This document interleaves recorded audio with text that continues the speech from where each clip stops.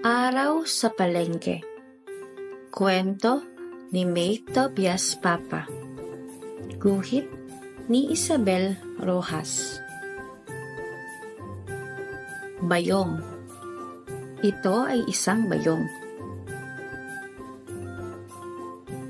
Suki. Suki kami sa tindahan ni Aling Karing. Paborito talaga namin ang mga kakanin niya.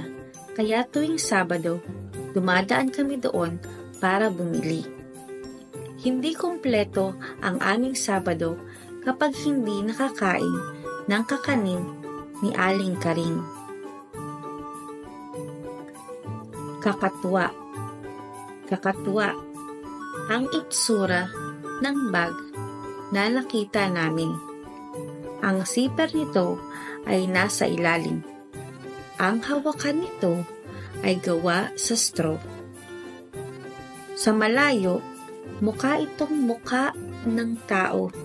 Kakatuwa talaga.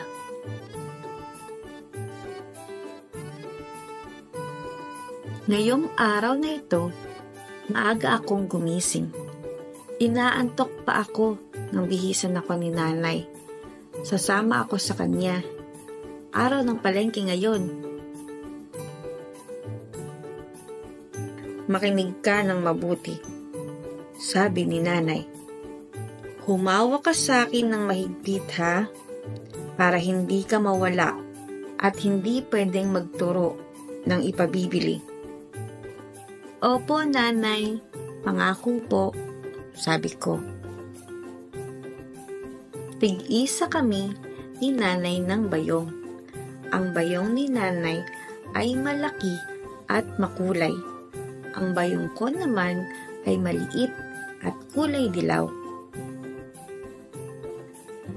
Maingay sa palengke. Nagsisigawan ang mga tao, pero hindi galit. Masaya. Parang ang lahat ay magkakakilala.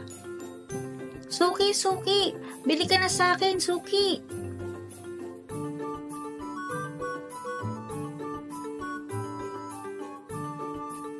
Hindi ko gusto ang amoy ng palengke. Amoy karne, manok at isda. Ngunit bakit tila tuwang-tuwa naman si nanay sa kaaamoy sa mga iyon? Mainit sa palengke at saka maputik. Kaya pala gusto ni nanay na maaga kami. Masikip ang palengke kapag magtatanghali. Mababait ang mga tindera sa palengke. Pinatikim kami ni nanay ng kanilang sari-saring tinda. Pakwan, lansones, bibingka. Pinuno din nila ang aking maliit na bayong ng iba't ibang bagay.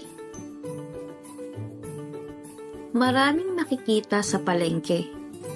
May kakatuwa, may nakakatakot, at may magandang bagay. Hi! At ang ganda ng isang munting pulang kalan na may munting palayok. Ang sarap magluto-lutuan. Pero, may pangako ako kay nanay. Pagod kami ni nanay. Mahirap palang mamalengke. Pagdating namin sa bahay, tinulungan ko siyang iligpit ang aming pinamili. Teka, ano yung nakita kong nakabalot sa dyaryo? Parang pamilyar ang hugis. Parang isang munting kalan na may munting palayok. Salamat, nanay!